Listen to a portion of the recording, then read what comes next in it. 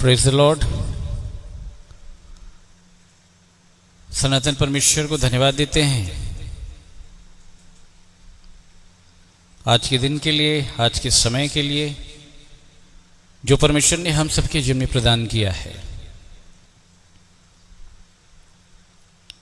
मेरे प्रियो, आप मुझे साफ तौर पे सुन पा रहे हैं? अगर आप मुझे सुन पा रहे हैं तो कमेंट्स बॉक्स में आप अपनी प्रतिक्रिया अवश्य लिख करके दें कि आप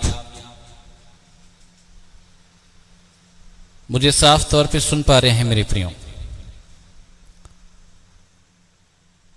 आज के दिन के लिए धन्यवाद देते हैं, सनातन परमेश्वर के प्रेम के लिए धन्यवाद देते हैं और माफी चाहते हैं कि हम थोड़ी देर से आपके सामने आए हैं और हमारे लेट आने का जो कारण था वो कुछ टेक्निकल इश्यू थे मेरे प्रियो,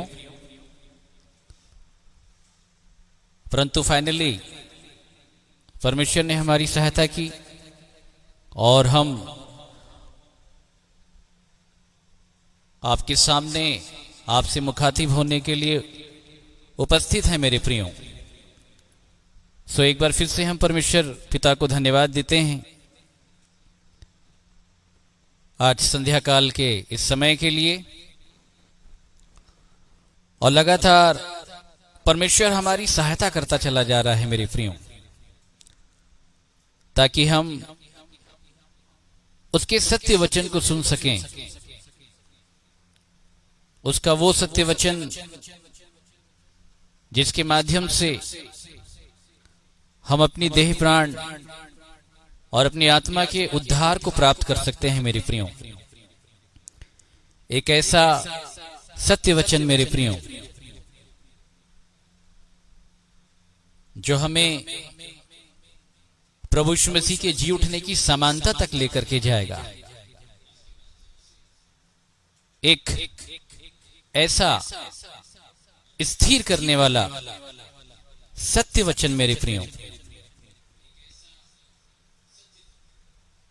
सो हम परमेश्वर पिता को धन्यवाद देते हैं कि लगातार परमेश्वर हमारी सहायता करता चला जा रहा है, ताकि हम परमेश्वर की सच्चाई को, उसकी पर्सनालिटी को परमेश्वर के वचन के अंदर पाए जाने वाले भेद के आधार पर जानने पाएं। और एक ऐसा भेद मेरे प्रियो जिसके विषय में प्रभु यीशु मसीह ने यूहन्ना रचित सुसमाचार में फरमाया, और प्रभु यीशु मसीह ने यह कहा मेरे प्रियो कि तुम सत्य को जानोगे और सत्य तुम्हें स्वतंत्र करेगा। सो हम परमेश्वर पिता को धन्यवाद देते हैं कि लगातार परमेश्वर एक ऐसे भेद और एक ऐसे प्रकाशन को हम पर प्रकट करता चला जा रहा है मेरे प्रियो। एक ऐसा भेद, एक ऐसा प्रकाशन जो हमें आज्ञाओं के मानने की विधि की जानकारी देता है, क्योंकि परमेश्वर ने अपने दास, अपने भक्त पौलुस के द्वारा यह विषय फरमाया था मेरे प्रियो, और बड़ा ही अद्भुत विषय है मेरे प्रियो कि व्यवस्था की सारी आज्ञाएं विधियों की रीति पर है। सो हम जितना भी धन्यवाद दें मेरे प्रियो परमेश्वर को, वो कम है। और इसलिए आइए, इससे पहले कि हम आज की आराधना आरंभ करें मेरे प्रियो, अर्थात हम वचन के भाग में जाएं, सो आइए हम सब अपने सरों को झुकाएं, अपने आंखों को बंद करें मेरे प्रियो। आइए, ताकि हम प्रार्थना कर सके मेरे प्रियो। आइए सब अपने सरों को झुकाएं। प्रेमी, दयालु, महान, सर्वशक्तिमान, अनुग्रहकारी परमेश्वर पिता, धन्यवाद देते हैं प्यारे प्रभु जी रात्रिकाल के समय के लिए, जिसमें एक बार फिर से आपने हम सभी विश्वासी जनों को एकत्रित होने के लिए आपने हमारी सहायता की। प्यारे प्रभु जी, रात्रिकाल के समय में कुछ देर हम आपके पवित्र वचन के प्रकाश में बैठना चाहते हैं। सो आपसे प्रार्थना करते हैं प्यारे प्रभु जी कि आप हमारी सहायता करें, ताकि रात्रिकाल के समय में हम आपके स्थिर करने वाले तेज की ज्योति के विषय में जानने पाएं। सो प्यारे प्रभु जी, हम धन्यवाद देते हैं कि फेसबुक के माध्यम से जितने भी लोग एकत्रित हुए हैं प्यारे प्रभु जी, सारे श्रोतागणों को हम आपकी अधीनता में कर देते हैं। प्यारे प्रभु जी, मैं अपनी देह प्राण आत्मा को भी आपकी अधीनता में कर देता हूँ। हे मेरे महान परमेश्वर पिता, आप अपनी आत्मा के माध्यम से आप हम सब से बोलें और बातचीत करें। सो प्यारे प्रभु जी, सब कुछ आपके आत्मा के नियंत्रण में करते हुए इस प्रार्थना को हमारे एकमात्र उद्धारकर्ता, प्राणों के स्वामी प्रभु यीशु मसीह के नाम से मांग लेते हैं। सुन के दया के साथ ग्रहण करें। आमीन।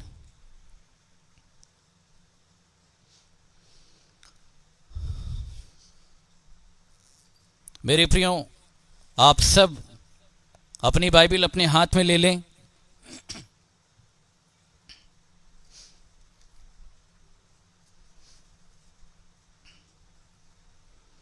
हम परमेश्वर को धन्यवाद देते हैं कि लगातार परमेश्वर हमारी सहायता कर रहा है। मेरे प्रियो, आप हमारे साथ निकाल लें लगातार के क्रम में जो विषय आप सभी के सामने प्रकट है। मेरे प्रियो, निकाल लें इब्रानियों की किताब,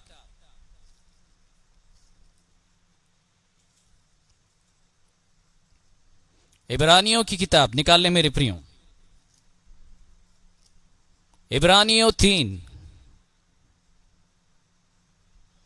जल्दी से निकाल लें मेरे प्रियो। इब्रानियों 3। और हमारे साथ वचन की अगुवाई के लिए प्रभु में हमारे प्रिय भाई अजय पाई जी मौजूद हैं।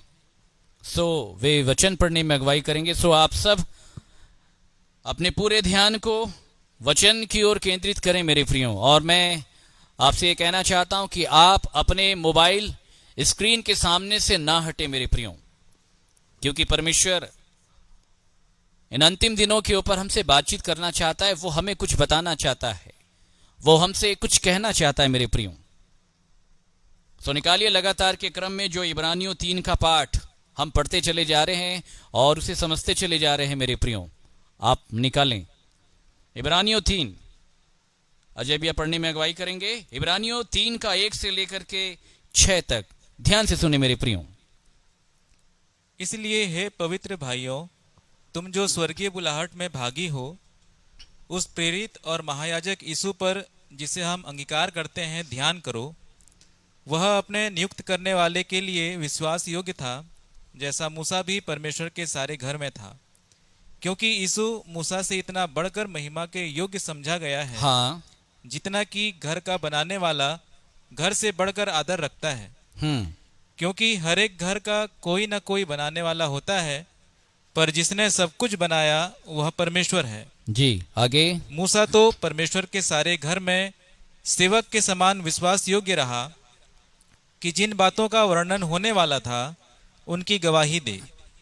परंतु मसीह पुत्र के समान परमेश्वर के घर का अधिकारी है और उसका घर हम हैं, यदि हम साहस पर और अपनी आशा के घमंड पर अंत तक दृढ़ता से स्थिर रहें।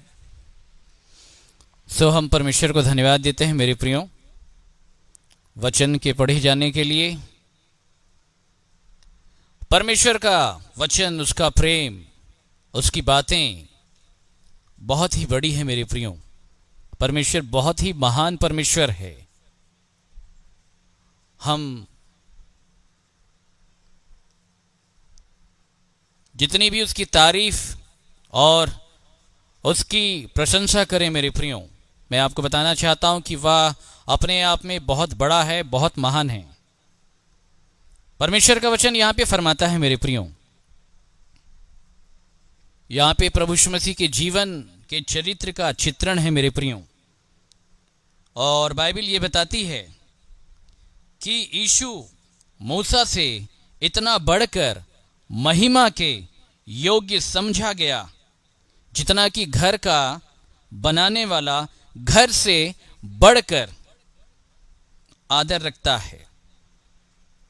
मेरे प्रियो, घर का बनाने वाला घर से बढ़कर आदर रखता है, परंतु आज वो आदर कहां है मेरे प्रियो? जो आदर परमेश्वर के पुत्र को दिया जाना चाहिए मेरे प्रियो, वो आदर आज पाया नहीं जाता है मेरे प्रियो। आप इसे ध्यान रखें, वो आदर आज पाया नहीं जाता है। और इसलिए बाइबल ये बताती है, ध्यान से सुनिएगा, कि मूसा तो परमेश्वर के सारे घर में सेवक के समान विश्वास योग्य रहा। किसके समान? मूसा सारे घर में, ध्यान से सुनिएगा, मूसा तो परमेश्वर के सारे घर में सेवक के समान विश्वास योग्य रहा कि जिन बातों का वर्णन होने वाला था उन बातों की गवाही दे। सुनिएगा ध्यान से, उन बातों की क्या दे? गवाही दे। परंतु मसीह पुत्र के समान परमेश्वर के घर का अधिकारी है और उसका घर हम हैं मेरे प्रियो। यह परमेश्वर का वचन बताता है। और लगातार हम इस विषय को आपके सामने रखते चले जा रहे हैं मेरे प्रियो, समझाते चले जा रहे हैं कि परमेश्वर का वचन क्या कहता है मेरे प्रियो। मसीह परमेश्वर के पुत्र के समान परमेश्वर के घर का अधिकारी है, याद रखें, और उसका घर हम हैं। और लगातार हमने इन विषयों को आपके सामने रखा और ये बताया मेरे प्रियो कि पुत्र की परिभाषा क्या है। यहां पहला विषय है मसीह, दूसरा विषय है पुत्र, और तीसरा विषय है परमेश्वर। और बाइबल ये बताती है कि मसीह पुत्र के समान परमेश्वर के घर का अधिकारी है। और हमने पुत्र की परिभाषा आपको बताई मेरे प्रियो कि परमेश्वर का वचन पुत्र की परिभाषा का बखान कैसे करता है मेरे प्रियो। हमारे साथ निकाल लें मत्ती रचित सुसमाचार, जल्दी निकालें। मत्ती रचित सुसमाचार पहला अध्याय, ध्यान से सुने, और उसका 21 पद। वह पुत्र जनेगी और तू उसका नाम यीशु रखना, क्योंकि वह अपने लोगों का उनके पापों से उद्धार करेगा। वह पुत्र जनेगी और तू उसका नाम यीशु रखना, क्योंकि वह अपने लोगों का उनके पापों से क्या करेगा? उद्धार करेगा मेरे प्रियो। और यहां पुत्र का नाम क्या है बताइए, पढ़िए भैया फिर से, ध्यान से सुनिएगा मेरे प्रियो। वह पुत्र जनेगी और तू उसका नाम यीशु रखना। हाँ, पुत्र का नाम यहां पे यीशु है मेरे प्रियो। आप समझ रहे हैं, पुत्र का जो नाम है यहां पर यीशु है, आप इसे याद रखें। और बाइबल ये बताती है कि मसीह पुत्र अर्थात यीशु के समान परमेश्वर के घर का अधिकारी है। सो यीशु की जो भूमिका है, यीशु का जो कैरेक्टर है, वो किस रूप में है मेरे प्रियो, इन बातों को हम समझ लेते हैं। इब्रानियों की किताब के अनुसार हमने ये विषय बार बार आपके सामने रखा है, परंतु आज हम एक नए विषय की ओर चलेंगे मेरे प्रियो। इसलिए जो बातें हमने दोहराई है, हम एक बार फिर से उसे आपके सामने प्रकट करना चाहते हैं। ध्यान से सुने मेरे प्रियो। इब्रानियों 10 का 5, ध्यान से सुनिएगा मेरे प्रियो।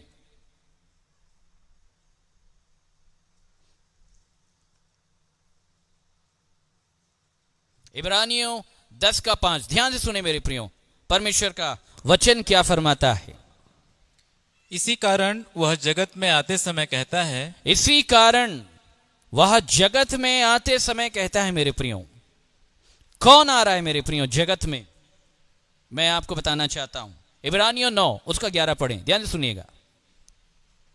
परंतु जब मसीह आने वाली अच्छी वस्तुओं का महायाजक होकर आया, मसीह आने वाली अच्छी वस्तुओं का महायाजक होकर के आया। ध्यान से सुने मेरे प्रियो, क्या होकर के आया?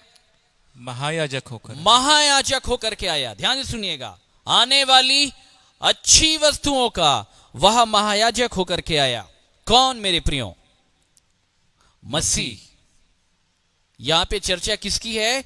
मसीह की है।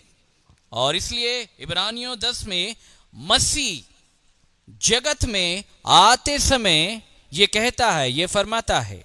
वह क्या कहता है? ध्यान से सुने। बलिदान और भेंट तूने न चाही, बलिदान और भेंट तूने ना चाही। ध्यान से सुने मेरे प्रियो, बलिदान और भेंट तूने ना चाही, पर मेरे लिए एक देह तैयार की। पर मेरे लिए एक देह तैयार की है। ध्यान से सुनिएगा मेरे प्रियो, पर मेरे लिए एक देह तैयार की है। ये कौन कहता है मेरे प्रियो? मसीह जगत में जब वो आने की तैयारी करता है, जब उसके आने का समय पूरा हो जाता है, अर्थात जब वह देहधारी होने पर है, तब वो ये कहता है मेरे प्रियो कि बलिदान और भेंट तूने ना चाही, पर मेरे लिए एक देह तैयार की। पर मेरे लिए एक देह तैयार की है। ध्यान से सुने मेरे प्रियो, मेरे लिए क्या तैयार की है? पर मेरे लिए एक देह तैयार की है। आगे, होम बलियों और पाप बलियों से तू प्रसन्न नहीं हुआ, होम बलियों और पाप बलियों से तू प्रसन्न नहीं हुआ।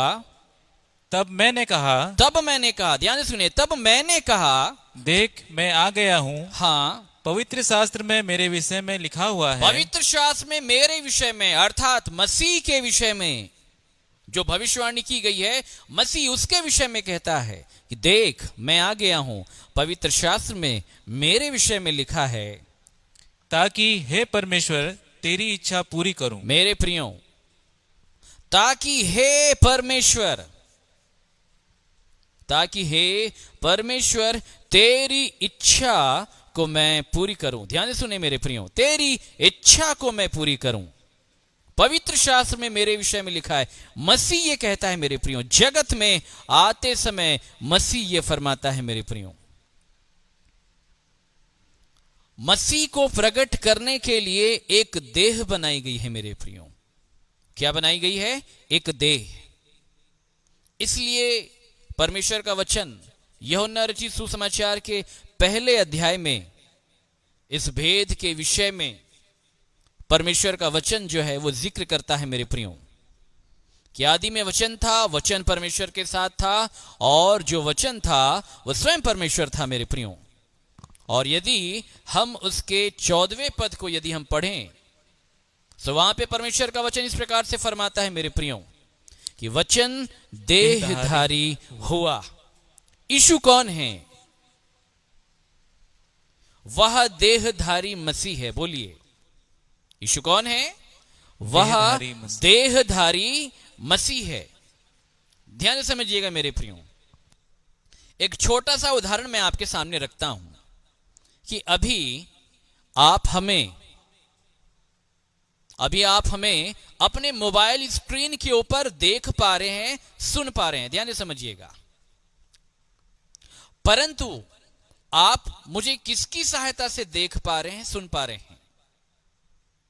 ध्यान से समझिएगा, अभी हमारा जो इंटरनेट है, अभी हम जिससे यूट्यूब, फेसबुक लाइव स्ट्रीम हम जो कर रहे हैं मेरे प्रियो, ये सर्वर से कनेक्ट है इंटरनेट के माध्यम से। ध्यान सुनिएगा मेरे प्रियो, और ऊपर आकाश मंडल के ऊपर जो सैटेलाइट है, ध्यान समझिएगा, वो सैटेलाइट हमारे ऑडियो को, अर्थात हमारी आवाज को और हमारे पिक्चर को वेव्स के द्वारा, तरंगों के माध्यम से अपने अंदर कैप्चर करता है। ध्यान से समझिएगा, और वही सैटेलाइट फिर आपके मोबाइल में वेव्स अर्थात तरंगों के माध्यम से हमारे पिक्चर अर्थात हमारे वीडियो को और हमारी ध्वनि अर्थात हमारी आवाज अर्थात हमारी वॉइस को आपके मोबाइल स्क्रीन के ऊपर भेजता है मेरे प्रियो। और मैं आपको बताना चाहता हूं कि अगर आपके पास मोबाइल नहीं है तो भी वो वेव्स, वो तरंगे जो सैटेलाइट की ओर से आते हैं मेरे प्रियो, उन तरंगों के अंदर हमारी आवाज है और हमारा चित्र है। आप समझ रहे हैं? उन तरंगों के अंदर, परंतु वो तरंगे आपको दिखाई देती है? नहीं दिखाई देती मेरे प्रियो। उन तरंगों के अंदर जो हमारी आवाज है, ध्यान से सुनिएगा, क्या वो सुनाई देती है? नहीं देती है मेरे प्रियो। उन वेव्स अर्थात तरंगों के अंदर जो हमारा चलचित्र है, जो वीडियो है, क्या आप उसे देख पाते हैं? नहीं मेरे प्रियो। परंतु आइए अब उन वेव्स अर्थात उन तरंगों के अंदर जो हमारी ध्वनि है अर्थात हमारी आवाज और जो हमारा चलचित्रण अर्थात हमारा वीडियो है, उसे प्रकट करने के लिए एक ऐसा यंत्र बनाते हैं ताकि आप हमें देख पाएं, आप हमें सुन पाएं, आप हमसे मुखातिब हो सकें और मैं आपके सामने प्रकट हो सकूं मेरे प्रियो। आप समझ रहे हैं? और वो एक ऐसा इंस्ट्रूमेंट बनाया गया मेरे प्रियो जिसे हम मोबाइल कहते हैं या टेलीविजन कहते हैं मेरे प्रियो। आप समझ रहे हैं मेरे प्रियो? सो हमें प्रकट करने के लिए और हम जो तरंगों के अंदर विद्यमान हैं, हमारी आवाज और हमारा जो चित्रण तरंगों के अंदर, वेव्स के अंदर जो विद्यमान है, उसे प्रकट होने के लिए एक मोबाइल स्क्रीन की आवश्यकता है, एक ऐसे यंत्र की आवश्यकता है जो हमारे वीडियो को, हमारे ऑडियो को अर्थात हमारी आवाज को और हमारे चित्रण को आपके सामने प्रकट करे।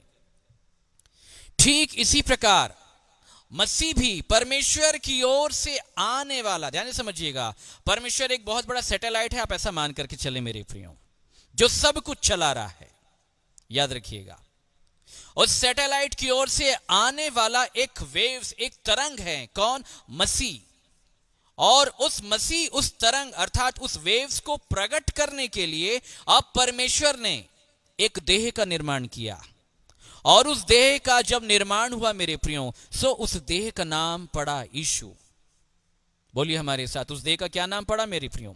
यीशु। सो यीशु एक ऐसी देह है जिसमें मसीह प्रकट हुआ मेरे प्रियो। यीशु एक ऐसी देह है जिसमें मसीह प्रकट हुआ मेरे प्रियो। याद रखिएगा, और एक ऐसी देह जिसमें मसीह परमेश्वर की इच्छा को प्रकट कर सकता है। बोलिए, एक ऐसी देह जिसमें मसीह परमेश्वर की इच्छा को प्रकट कर सकता है। कल हमने आपको बताया मेरे प्रियो, मसीह के मायने क्या है, मसीह के क्या अर्थ हैं। कुलुस्सियों 3:3 के अनुसार बाइबल ये बताती है मेरे प्रियो, मसीह हमारा जीवन है। बोलिए, क्या है?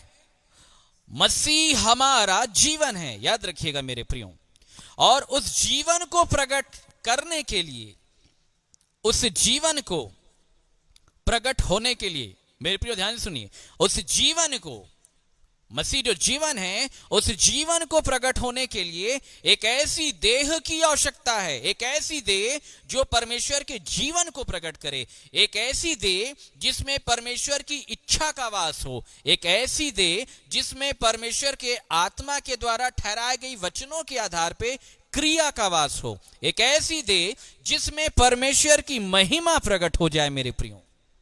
एक ऐसी देह, याद रखें मेरे प्रियो, एक ऐसी देह का निर्माण परमेश्वर की ओर से किया गया। और इसलिए मसीह जगत में आते समय यह फरमाता है कि बलिदान और भेंट तूने नहीं चाही, परंतु मेरे लिए एक ऐसी देह तूने तैयार की है, मैं जिसमें प्रकट हो सकता हूं, मैं जिसमें प्रकट हो सकता हूं, मैं देहधारी हो सकता हूं, मैं अपने चरित्र को प्रकट कर सकता हूं। किसको प्रकट कर सकता हूं? मैं अपने चरित्र को प्रकट कर सकता हूं। आप समझ रहे हैं मेरे प्रियो? वो है पुत्र जो मसीह के चरित्र को प्रकट करता है, उसे देहधारी पुत्र कहते हैं। और वहां पे जो मसीह के चरित्र को प्रकट करता है उसका नाम यीशु है, उसका नाम यीशु है, जिसमें मसीह का जो जीवन है, जो चरित्र है, अर्थात परमेश्वर का जो स्वभाव है, उसकी जो शैली है, उसका जो आचरण है, वो प्रकट होगा मेरे प्रियो। आप समझ रहे हैं? वो सब कुछ प्रकट होगा, परंतु कब और कैसे? और इसलिए बाइबल ये बताती है मेरे प्रियो कि मसीह पुत्र के समान परमेश्वर के घर का अधिकारी है और उसका घर हम हैं। उसका घर हम हैं मेरे प्रियो। मसीह पुत्र के समान परमेश्वर के घर का अधिकारी है, पौलुस ये फरमाता है मेरे प्रियो। और उसका जो घर है वो कौन है? वो हम हैं। परंतु हम कैसे हैं मेरे प्रियो? हम उसके घर तब बन सकते हैं मेरे प्रियो, ध्यान से सुनिएगा, हम उसके घर तब बन सकते हैं जब हमारी देह एक ऐसी देह बन जाएगी मेरे प्रियो जो मसीह को प्रकट करेगी। बोलिए, किसको प्रकट करेगी? जो मसीह को प्रकट करेगी मेरे प्रियो। और इसलिए याद रखिएगा, यहां पे जो पुत्र का संबंध है उसका संबंध देह से जुड़ा हुआ है मेरे प्रियो। ध्यान से समझिएगा, किससे जुड़ा हुआ है? देह से जुड़ा हुआ है मेरे प्रियो। आप इन बातों को याद रखें। मसीह का जो संबंध है वह देह से जुड़ा हुआ है मेरे प्रियो। किससे जुड़ा हुआ है? देह से जुड़ा हुआ है मेरे प्रियो। आप इन विषयों को पूरी रीति से आप ध्यान रखें मेरे प्रियो। और इसलिए याद रखिएगा, वह ऐसे ही घर का अधिकारी होगा जिसकी देह यीशु के समान होगी। बोलिए, किसके समान होगी? और हमारी देह यीशु की देह की समानता में कैसे आएगी, या हमारी देह यीशु की देह में रूपांतरित कैसे होगी? हमारी देह का रूपांतरण कैसे होगा मेरे प्रियो? यही परमेश्वर के वचन में भेद की रीति के आधार पर पाया जाता है। जो पौलुस कहता है इसे आप ध्यान से सुने मेरे प्रियो। आप हमारे साथ निकाल लें तीमुथियुस की किताब, सुनिएगा ध्यान से। हमारे साथ निकाल लें पहला तीमुथियुस, सुनिएगा ध्यान से। पहला तीमुथियुस उसका 3 अध्याय, ध्यान से सुने, और उसका 16वां वचन सुनिएगा। परमेश्वर का वचन क्या फरमाता है मेरे प्रियो? इसमें संदेह नहीं कि भक्ति का भेद गंभीर है। इसमें संदेह नहीं कि भक्ति का जो भेद है वह बड़ा ही गंभीर है। आगे, अर्थात वह जो शरीर में प्रकट हुआ। ध्यान से सुने मेरे प्रियो। अर्थात वह जो शरीर में प्रकट हुआ। ध्यान से सुनिएगा, किसमें प्रकट हुआ? शरीर में मेरे प्रियो। आज भी मसीह जो है वो शरीर में प्रकट होना चाहता है। बोलिए, किसमें प्रकट होना चाहता है? शरीर में। परंतु वो शरीर अर्थात वो देह कैसी होगी मेरे प्रियो? जिसमें मसीह प्रकट होगा मेरे प्रियो। और याद रखिएगा, मसीह का देह में प्रकट हो जाना ही भक्ति है। यह भक्ति की परिभाषा है, एक नई परिभाषा जो हम आपके सामने रख रहे हैं स्थानीय कलीसिया के सामने।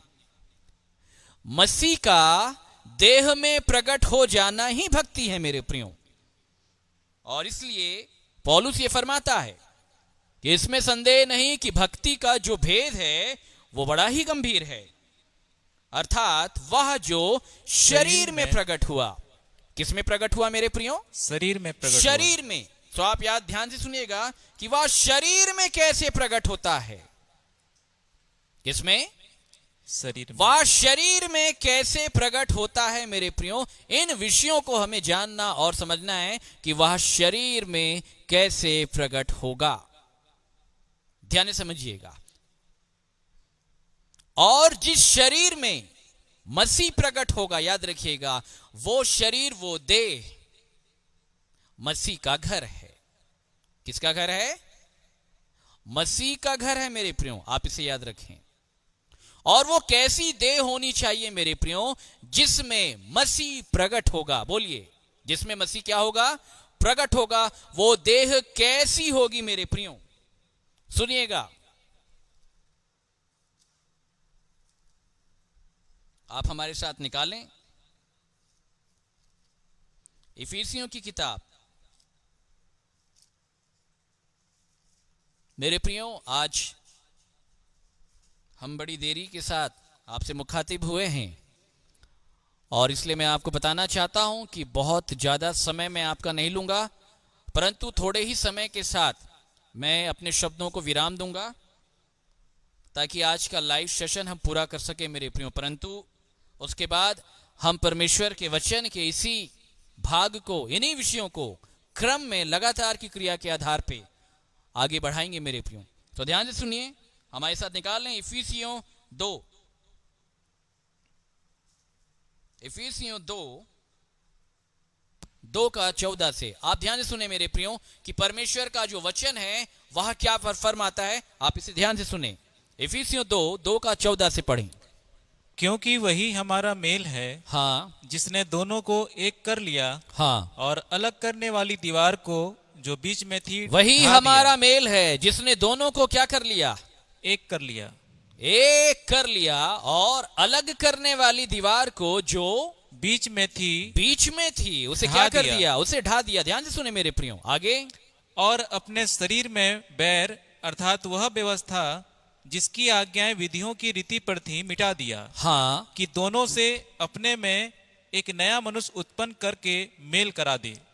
दोनों से अपने में एक नया मनुष्य, कैसा मनुष्य, नया एक मनुष्य नया मनुष्य उत्पन्न करके मेल करा दे। मेल करा दे।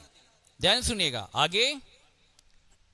और क्रूस पर बैर को नाश करके, ध्यान सुनिएगा मेरे प्रियो, और क्रूस पर बैर को नाश करके इसके द्वारा दोनों को एक देह बनाकर परमेश्वर से मिलाए। ध्यान समझिएगा मेरे प्रियो, और क्रूस पर बैर को नाश करके इसके द्वारा दोनों को एक देह बनाकर परमेश्वर से मिलाए। कैसी देह मेरे प्रियो, एक देह। बोलिए, कैसी देह, एक देह, एक देह। मेरे प्रियो, जब तक हम उसके साथ, ध्यान सुनिएगा, एक देह नहीं हो जाते, क्या नहीं हो जाते, एक देह, याद रखिएगा, तब तक परमेश्वर से हमारा पूरा पूरा मेल मिलाप जो होना चाहिए वो नहीं हो पाएगा मेरे प्रियो। आप इसे याद रखें। एक ऐसी देह जो परमेश्वर की इच्छा को प्रकट करे। सुनिएगा ध्यान से, अगर आप ये चाहते हैं कि आपका मेल मिलाप पूरी रीति से परमेश्वर से हो मेरे प्रियो, सो आपको भी यीशु के समान मसीह के लिए एक ऐसी देह बनना होगा मेरे प्रियो। एक ऐसी देह जो परमेश्वर की इच्छा को प्रकट करे। किसे प्रकट करे मेरे प्रियो, परमेश्वर की इच्छा को प्रकट करे। एक ऐसी देह, याद रखिएगा, जिसमें परमेश्वर का जीवन, जिसमें परमेश्वर का चरित्र प्रकट हो मेरे प्रियो। एक ऐसी देह जिसमें परमेश्वर की महिमा प्रकट हो। क्या प्रकट हो, परमेश्वर की महिमा प्रकट हो।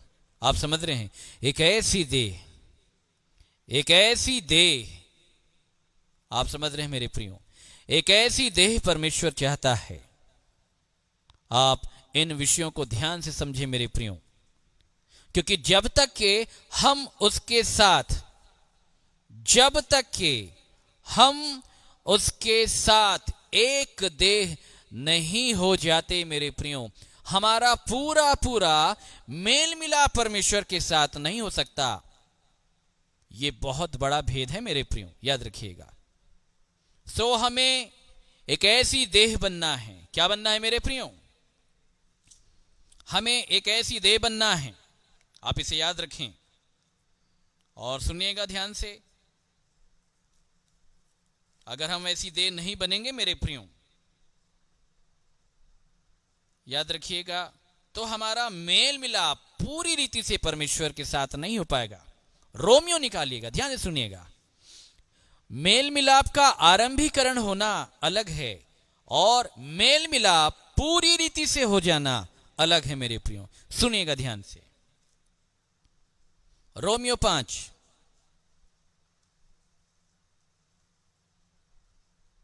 सुनिएगा, 5:10 सुनिए। रोमियो 5:10। हाँ, क्योंकि बैरी होने की दशा में उसके पुत्र की मृत्यु के द्वारा हमारा मेल परमेश्वर के साथ हुआ। ध्यान से समझिएगा, बैरी होने की दशा में, ये बहुत ही अद्भुत विषय है मेरे प्रियो। बैरी होने की दशा में ही हमारा मेल उसके साथ हो जाता है। आप समझ रहे हैं मेरे प्रियो? कैसी दशा में? बैरी होने की दशा में ही। आप समझ रहे हैं? पौलुस ये फरमाता है कि बैरी होने की दशा में ही हमारा मेल परमेश्वर के साथ हुआ। मेल हुआ। क्या हुआ? मेल हुआ परमेश्वर के साथ। ध्यान से सुनिएगा मेरे प्रियो, आगे। तो फिर मेल हो जाने पर उसके जीवन के कारण हम उद्धार क्यों ना पाएंगे? तो फिर मेल हो जाने पर हम उसके जीवन के कारण, किसके कारण? उसके जीवन के कारण। पहला विषय मेरे प्रियो, मेल होना चाहिए। क्या होना चाहिए? मेल।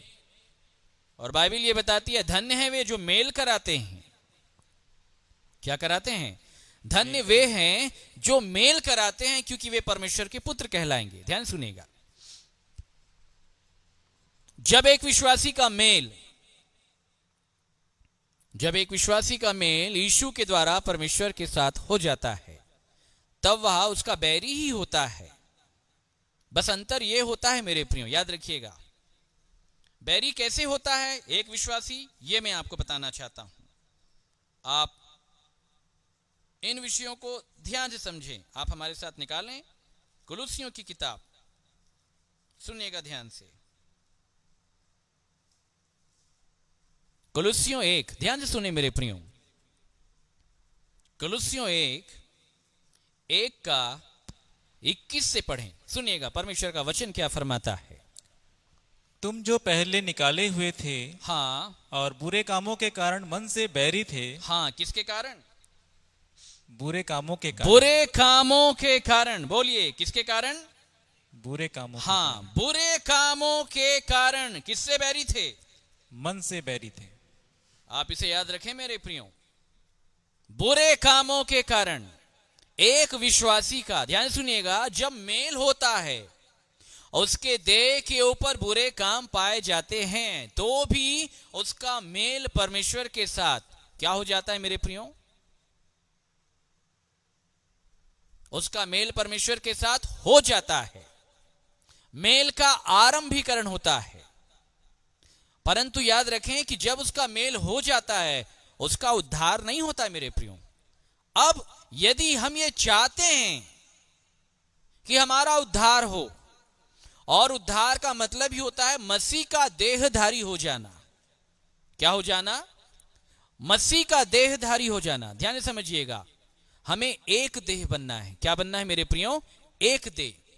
और अभी हमारी देह में क्या समस्या है मेरे प्रियो? हमारी देह में समस्या क्या है? रोमियो के अनुसार, सुनिएगा ध्यान से, रोमियो की किताब 8वां अध्याय, सुनिएगा ध्यान से।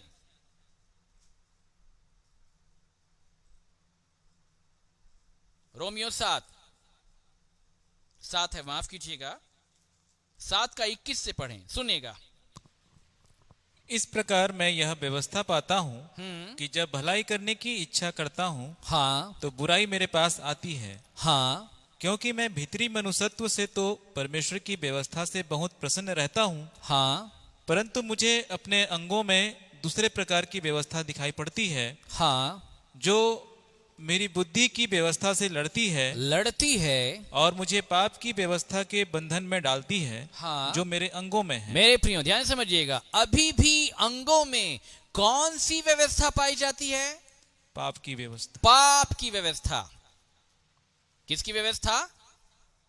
याद रखिएगा मेरे प्रियो। और पाप की व्यवस्था को ही इफिसियों 2 में बैर की व्यवस्था बताया गया है। क्या बताया गया है मेरे प्रियो? याद रखिएगा, बैर की व्यवस्था।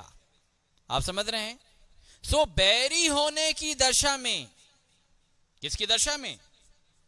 ध्यान से समझिएगा, हम ऐसे बैरी हैं, बैरी होने की दशा में उसके पुत्र की मृत्यु के द्वारा हमारा मेल परमेश्वर के साथ हो जाता है मेरे प्रियो।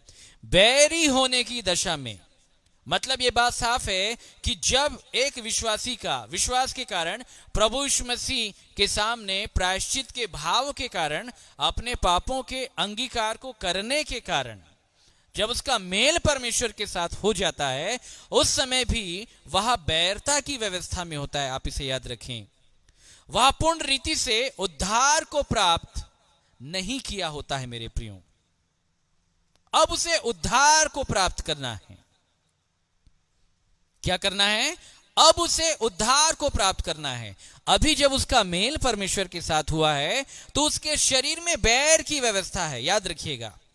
और जब तक बैर की व्यवस्था है, जब तक बैर की व्यवस्था है उस देह के अंदर, सो उस देह में जीवन की व्यवस्था का प्रकट होना असंभव सा लगता है मेरे प्रियो। पौलुस क्या कहता है मेरे प्रियो? सुनिएगा ध्यान से। रोमियो 8 में पौलुस क्या कहता है? एक ऐसी देह जिसमें पाप और मृत्यु की व्यवस्था है। एक ऐसी देह जिसमें पाप और मृत्यु की व्यवस्था है। सुनिएगा ध्यान से, पौलुस उसके विषय में क्या कहता है जो मैं आपको बताना चाहता हूं। रोमियो 8 का 1 और 2 सुनिएगा ध्यान से मेरे प्रियो। 8 का 1 और 2। अतः अब जो मसीह यीशु में हैं उन पर दंड की आज्ञा नहीं, क्योंकि वे शरीर के अनुसार नहीं वरन आत्मा के अनुसार चलते हैं। हाँ, ध्यान से सुनिएगा। अब जो मसीह यीशु में हैं उन पर दंड की आज्ञा नहीं, उन पर दंड की आज्ञा नहीं, क्योंकि वे शरीर के अनुसार नहीं वरन आत्मा के अनुसार चलते हैं। अब ध्यान से सुनिएगा मेरे प्रियो, आगे। क्योंकि जीवन की आत्मा की व्यवस्था ने, अब यहां बहुत सुंदर विषय मेरे प्रियो, जीवन के आत्मा की व्यवस्था ने, जीवन की आत्मा की व्यवस्था ने मसीह यीशु में जीवन के आत्मा की व्यवस्था, ध्यान से सुनिएगा मेरे प्रियो, कहां पाई जाती है? मसीह के अंदर। ध्यान से समझिएगा, वो जीवन की व्यवस्था जिसके द्वारा हमारा उद्धार होगा, और वही जीवन की व्यवस्था जो है वो मसीह की व्यवस्था है, जो गलातियों में पौलुस ये कहता है कि एक दूसरे का भार उठा करके मसीह की व्यवस्था को क्या करो? पूरी करो। कहां पूरी करें? देह में पूरी करें। अर्थात मसीह के जीवन को कहां प्रकट करें? देह में प्रकट करें। परंतु याद रखें कि मसीह का जीवन, मसीह की व्यवस्था इस देह में प्रकट नहीं हो पा रही है, और प्रकट इसलिए नहीं हो पा रही है मेरे प्रियो क्योंकि इस देह के अंदर पाप और मृत्यु की व्यवस्था है मेरे प्रियो। किसकी व्यवस्था है? पाप और मृत्यु की व्यवस्था है, जिसे बाइबल बैर की व्यवस्था बताती है। और इसके लिए फिर पौलुस, ध्यान सुनिएगा, माफ कीजिएगा, पतरस ये फरमाता है, आप हमारे साथ निकालें पतरस की किताब, सुने ध्यान से, पहला पतरस उसका 2 अध्याय, ध्यान से सुने मेरे प्रियो।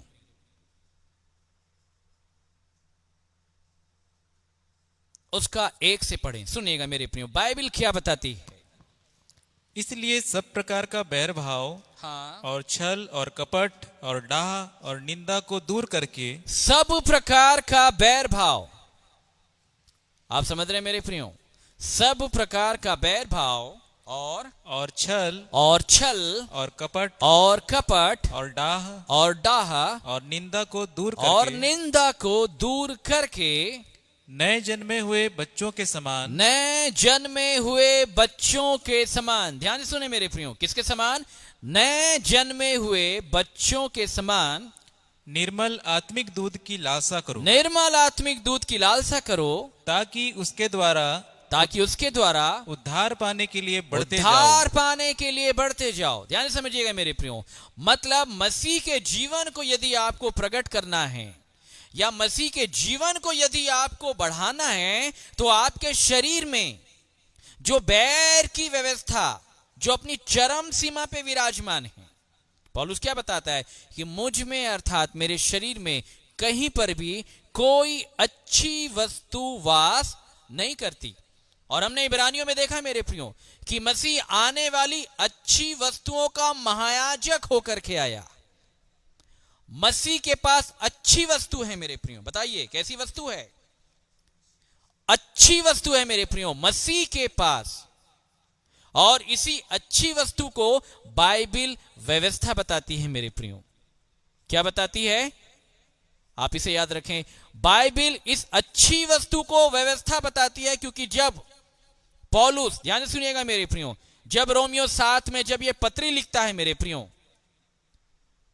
तो वो ये फरमाता है इस विषय को कि क्या वह जो अच्छी थी मेरे लिए मृत्यु ठहरी।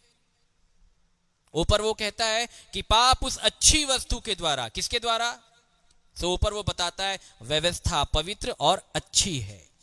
आप समझ रहे मेरे प्रियो? सो वहां पे अच्छी वस्तु क्या है? व्यवस्था है, याद रखिएगा। और मसीह के पास अच्छी वस्तुओं की व्यवस्था है मेरे प्रियो।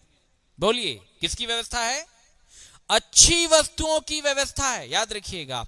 और मसीह की व्यवस्था को हमें देह में प्रकट होने देना है। परंतु अभी वर्तमान में हमारे शरीर में पाप और मृत्यु की व्यवस्था है, जिससे बाइबिल बैर की व्यवस्था बताती है, और मसीह की व्यवस्था को बाइबिल प्रेम की व्यवस्था बताती है। ये सार है मेरे प्रियो दोनों व्यवस्था का, याद रखें। अब यदि मसीह की व्यवस्था अर्थात मसीह के जीवन को यदि आपको प्रकट करना है, तो पतरस ये कहता है कि अपने देह में पाए जाने वाले पाप और मृत्यु अर्थात जो बैर की व्यवस्था है मेरे प्रियो, बैर भाव की बढ़ती को आपको क्या करते चले जाना है मेरे प्रियो? आप समझ रहे हैं? स्थानीय कलीसिया ध्यान से सुने, बैर भाव की बढ़ती को क्या करना है मेरे प्रियो? कम करना है। कम अर्थात केवल कम नहीं मेरे प्रियो, उसे घटते क्रम में जारी रखना है, याद रखिएगा। बाइबिल ये विषय क्यों बताती है मेरे प्रियो? क्यों यहां ऐसा क्यों नहीं लिखा है मेरे प्रियो कि बैर भाव को पूरा एक ही बार में समाप्त कर दिया जाए?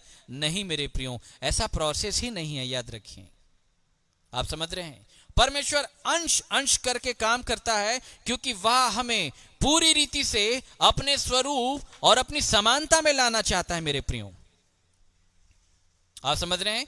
वह पूरी रीति से अपने स्वरूप और अपनी समानता में हमें लाना चाहता है। आप इसे याद रखें। सो वह अंश अंश करके, ध्यान से समझिएगा, वह अंश अंश करके हमें परिवर्तित करना चाहता है मेरे प्रियो। क्या करना चाहता है? अंश अंश करके हमें परिवर्तित करना चाहता है। और इसलिए बाइबिल ये कहती है कि जब एक विश्वासी का मेल जब परमेश्वर के साथ हो जाता है, बैरी होने की दशा में ही हो जाता है, परंतु अब मेल हो जाने के कारण उसे अपनी देह से बैर भाव की बढ़ती को क्या करना है? घटते क्रम में लेकर के आना है मेरे प्रियो। ये वही विषय है जिसके बारे में यूहन्ना ये फरमाता है मेरे प्रियो कि अवश्य है कि वो बढ़े और मैं घटूं। याद रखिएगा।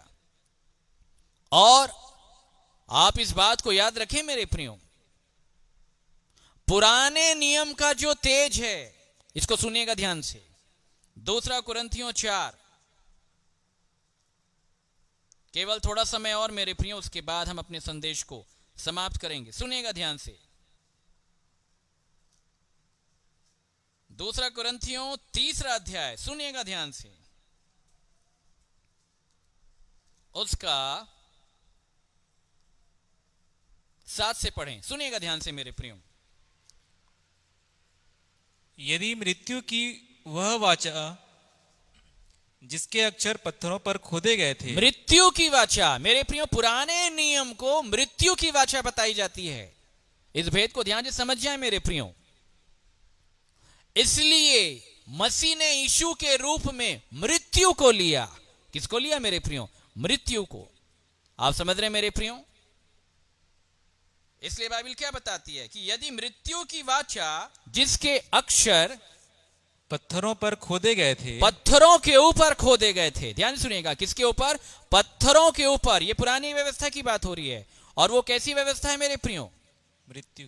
मृत्यु। याद रखिएगा, कैसी वाचा है वो मृत्यु की वाचा है। सुनिएगा ध्यान से आगे। यहाँ तक तेजोमय हुई हाँ, कि मूसा के मुंह पर के तेज के कारण, मूसा के मुंह पर के तेज के कारण, जो घटता भी जाता था। कैसा तेज था मेरे प्रियो? घटने वाला तेज था। कैसा तेज था? घटने वाला। याद रखिएगा, परमेश्वर ने, अगर हम इस भेद को समझने का प्रयास करें तो जो पुराना नियम जो परमेश्वर ने दिया है मेरे प्रियो, याद रखिएगा, जब एक व्यक्ति पुराने नियम के भेद को जानने और समझने लग जाएगा, वो घटने लगेगा मेरे प्रियो। याद रखिएगा, क्योंकि मूसा को जो तेज परमेश्वर की ओर से दिया गया वह घटने वाला तेज था पुराने नियम के आधार पे। आप समझ रहे हैं मेरे प्रियो? वो घटने वाला तेज था। आप याद रखें, इसलिए जितने लोग इस भेद को समझते चले जाएंगे वो घटने वाले तेज की अधीनता में आते हैं। पहले किसके पास? घटने वाले तेज। याद रखिएगा, इसलिए मसीह भी घटता चला गया ना मेरे प्रियो। उसने अपने आप को क्या कर लिया? शून्य कर लिया। कल ये हमने आपको विषय बताया कि मनुष्य की समानता में आ गया, परंतु वह कैसा था? वो मनुष्य से ऊपर था मेरे प्रियो। उसके बाद वह मनुष्य की समानता में आया, और केवल मनुष्य की समानता में नहीं, वह मनुष्य का दास बन गया, अर्थात उसके नीचे चला गया, वह घटता चला गया मेरे प्रियो। मसीह की वो जो देह थी जिसमें मसीह प्रकट होना चाहता था, वो घटने वाली देह है मेरे प्रियो। वो घटने वाला तेज है। वो घटने वाले तेज की अधीनता में नव निर्माण के लिए परमेश्वर को सौंपे जाने वाली देह है मेरे प्रियो। याद रखिएगा, आप समझ रहे हैं? इसलिए वो पुराने नियम का तेज कैसा था मेरे प्रियो? वह घटने वाला तेज था। ध्यान से सुने मेरे प्रियो। और आगे, जो घटता भी जाता था, हाँ, इजरायली उसके मुंह पर दृष्टि नहीं कर सकते थे। हाँ, ध्यान सुनिएगा मेरे प्रियो। आगे, तो आत्मा की वाचा, तो आत्मा की वाचा। कौन सी वाचा? आत्मा ये की वही वाचा। आत्मा की वाचा जो रोमियो 8 में पौलुस कहता है मेरे प्रियो, कि जीवन के आत्मा की व्यवस्था ने, जीवन के आत्मा की वाचा ने, ये कैसी वाचा है? याकूब ये फरमाता है मेरे प्रियो कि स्वतंत्रता की सिद्ध व्यवस्था है मसीह के पास। कैसी व्यवस्था है? और पुराने नियम में सिद्धता का कोई भी मापदंड नहीं है मेरे प्रियो। पुराना नियम अगर आप समझने लग जाएं तो आप घटने लग जाएंगे मूसा के समान। किसके समान मेरे प्रियो? याद रखिएगा, क्योंकि वह घटने वाली देह में ही प्रकट होता है।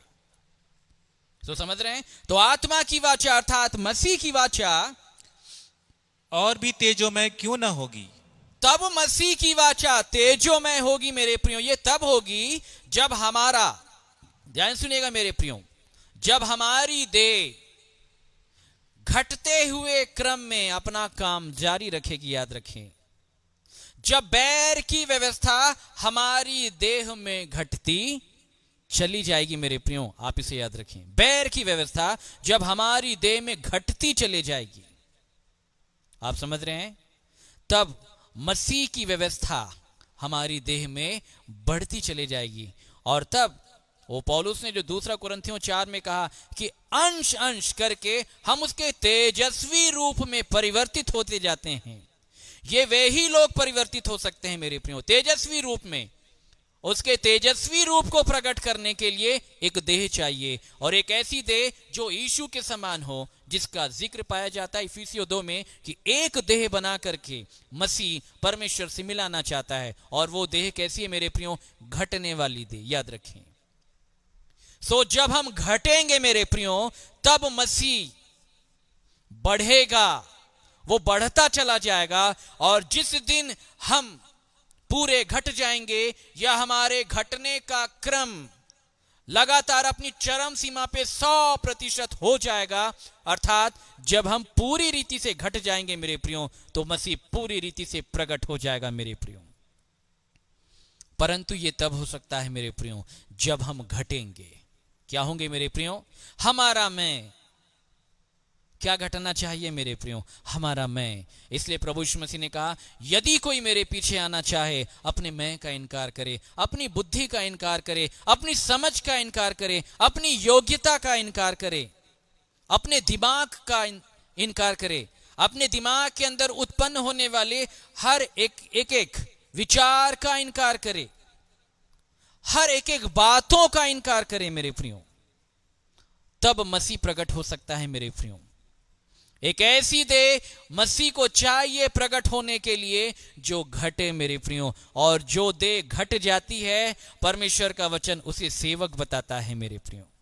और तब इब्रानियों की किताब के आधार पे वो वचन पूरा हो जाता है कि मसीह पुत्र के समान, पुत्र अर्थात वो घटने वाली देह जो यीशु है।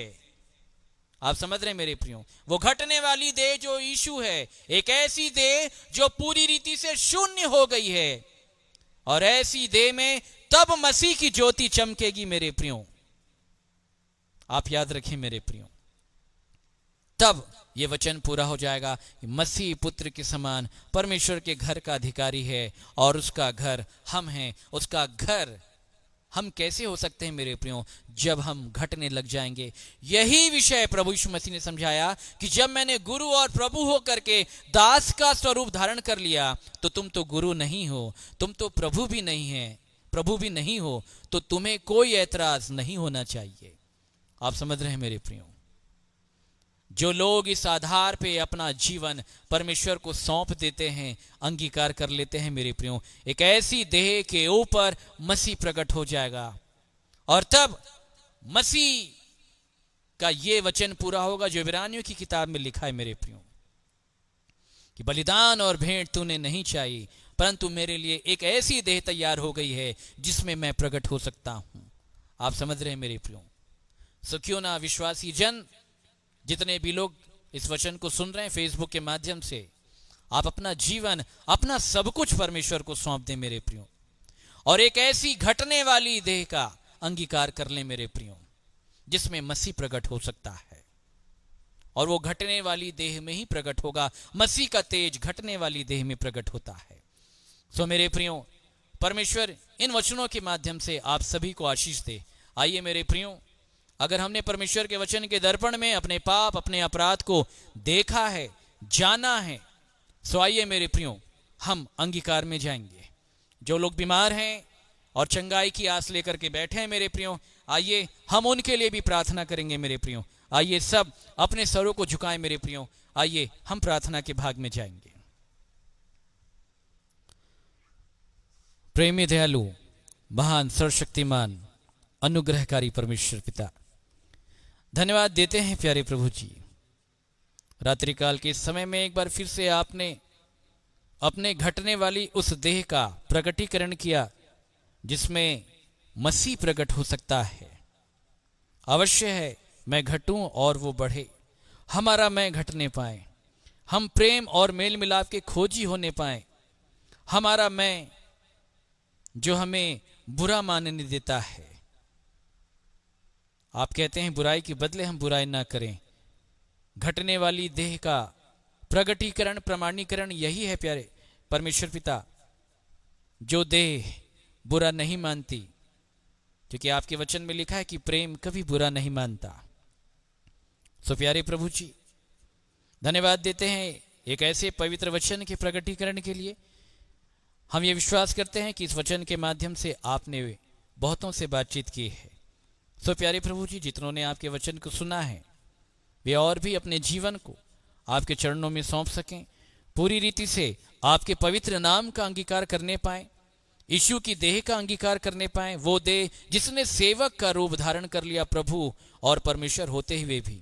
सो हम तो कुछ नहीं हैं, हमें बस केवल इन्हीं बातों को समझना है कि हम शून्य हैं, और यही हमको जान करके मान लेना है कि हम शून्य हैं। जब आप बहुत कुछ होते हुए शून्य हो गए तो हम तो शून्य हैं प्यारे प्रभु जी, हम कुछ भी नहीं हैं। प्यारे प्रभु जी, जितने आपके वचन को सुने हैं, ये अंगीकार करने के लिए आप उनकी सहायता करें, ताकि वे प्रेम और मेल मिलाप के खोजी होते हुए उस उद्धार को प्राप्त कर सकें, उस भक्ति के भेद को प्राप्त कर सकें, जिसके माध्यम से मसीह उनके देह के ऊपर प्रकट हो सकता है।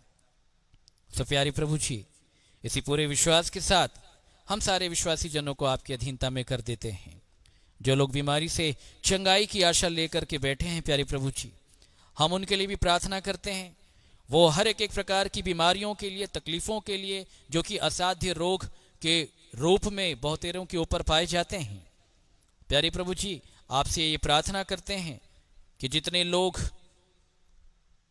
अभी के समय में फेसबुक के ऊपर प्यारे प्रभु जी चंगाई की आशा को लेकर के बैठे हैं, प्यारे प्रभु जी, उनके विश्वास, उनके समर्पण के अधिकार के आधार पे और आपकी इच्छा के अनुसार और आपके एक लौते बेटे प्रभु यीशु मसीह के नाम के ऊपर विश्वास करने के कारण वे प्रभु यीशु मसीह के नाम में चंगे किए जाएं। प्यारे प्रभु जी, हम आपसे प्रार्थना करते हैं, वे जहां भी हैं प्यारे प्रभु जी, इसी समय वे अपने विश्वास के परिमाण के आधार पे उस चंगाई को प्राप्त कर सकें जो आपने अपने एक लौते पुत्र के नाम के ऊपर विश्वास करने वालों के लिए आपने रखा है। प्यारे प्रभु जी, सो हम ऐसों के लिए प्रार्थना करते हैं ताकि बहुतों के जीवन में चंगाई के माध्यम से उद्धार के सुसमाचार का द्वार खुलने पाए। प्यारे प्रभु जी, क्योंकि हम कुछ भी करते हैं बस केवल आपके और आपके सुसमाचार की बढ़ती के लिए और मसीह के तेज को प्रकट करने के लिए करते हैं। सो प्यारे प्रभु जी, आप हम सब की सहायता करें। धन्यवाद देते हैं कि आपने हमारी प्रार्थना को सुना। तो पूरे विश्वास के साथ, दोबारा मिलने की आशा के साथ इस प्रार्थना को हमारे एकमात्र उद्धारकर्ता प्राणों के स्वामी प्रभु यीशु मसीह के नाम से मांग लेते हैं। सुन के दया के साथ ग्रहण करें। आइए सब एक साथ एक स्वर एक लय में कहें, मेरे प्रियो आमीन। सो मेरे प्रियो, हम परमेश्वर को धन्यवाद देते हैं एक बार फिर से। सो धन्यवाद देते हैं कि परमेश्वर ने हमारी सहायता की पवित्र वचन को आप तक पहुंचाने के लिए। सो लगातार हम फेसबुक के माध्यम से आपके सामने परमेश्वर के जीवित कलाम को रखते चले जाएंगे मेरे प्रियो। सो परमेश्वर के इस वचन के द्वारा परमेश्वर आप सबको आशीष प्रदान करें।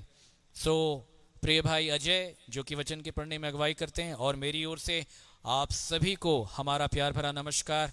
जय मसीह की। एक बार फिर से हम दोबारा आपके सामने बहुत जल्द हाजिर होंगे मेरे प्रियो, स्थिर करने वाले तेज के वचन के भेद के साथ। तो हमें इजाज़त दे। आप सभी को हमारा प्यार भरा नमस्कार मेरे प्रियो।